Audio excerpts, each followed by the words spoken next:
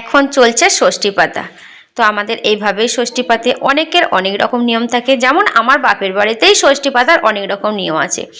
আমরা যে গুগলিটা খাই সেই গুগলি, শ্যাওলা, বাঁশ পাতা, রসুনের কোয়া মানে গাছ রসুন যেটা বলে, সেই সমস্ত অনেক কিছু লাগে ষষ্ঠী পাতে। তো আমাদের এখানে নিয়ম হচ্ছে 7টা সিঁদুরের ফোঁটা, 7টা হলুদের ফোঁটা, আর দই হলুদের ফোঁটা, সেটা দইয়ের ফোঁটা, দই হলুদ না সরি দইয়ের ফোঁটা, সেই সব দিয়ে ফোঁটা দিয়ে এভাবে রেখে দিয়ে জোড়া দিতে হবে। জোড়া কলা, জোড়া শাকালু, জোড়া মটরশুঁটি, আর জোড়া শিম, জোড়া কুল, সেই সব দিয়ে ষষ্ঠী পেতে এবার এটাকে ঢাকা দিয়ে দিতে হবে হলুদ কাপড় দিয়ে, বা যে কোনো রকমের হলুদ মানে কাপড় দিয়ে, পরিষ্কার কাপড় হলেই হলো।